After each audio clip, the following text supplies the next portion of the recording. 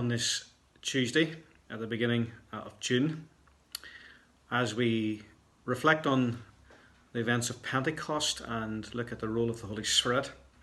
For the next 3 days we're going to look at the fruit of the Spirit, not the fruits of the Spirit, but the fruit of the Spirit. I encourage you to read Galatians 5 over the next 3 days, and then obviously to reflect on each of the 9 fruit of the Spirit. But I guess a little question as you think about the fruit of the Spirit. We all have favourite types of fruit. So for some, maybe a kiwi, you might like apples, or you might like bananas. We all have our favourites, and it's good to have our 5 a day, absolutely, especially even at this time of year, to enjoy the beauty of creation and the fruits of it.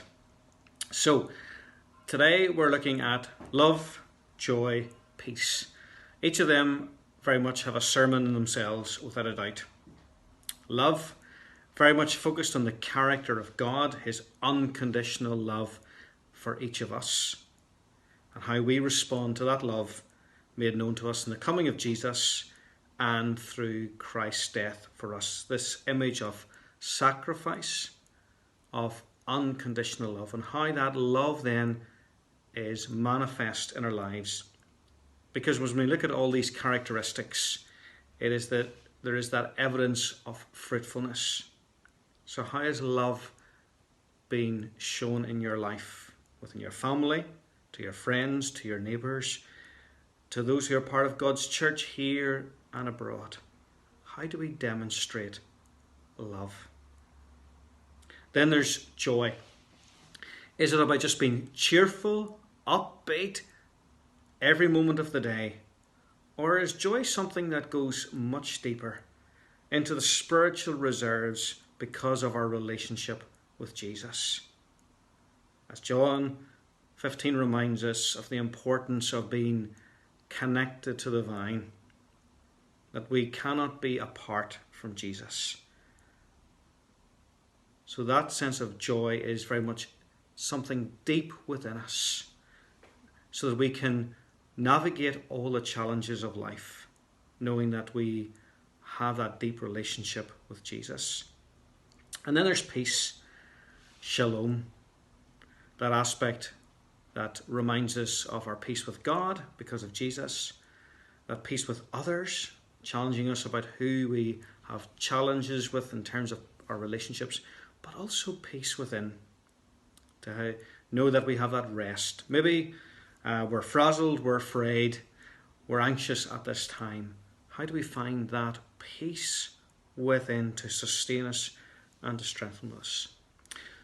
Love, joy, peace. Look at passages that reflect those themes in different ways throughout the scriptures. Think about your own walk with Jesus and how those words are reflected. I guess one of the ways to look at it is to think about in your lives, if love isn't present, how do we relate to other people? Do we become more selfish? If we don't have joy in our lives, are we really pessimistic? There's no hope.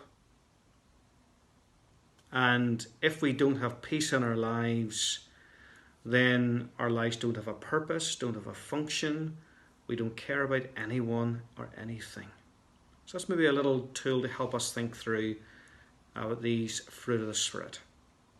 But I encourage you over the next 2 days just to pray the fruit of the Spirit as we read in Galatians 5 verses 22 and 23. But reading around the whole passage, because it is about the Spirit of God living within us, leading us, watching over us, guiding us, indwelling within us.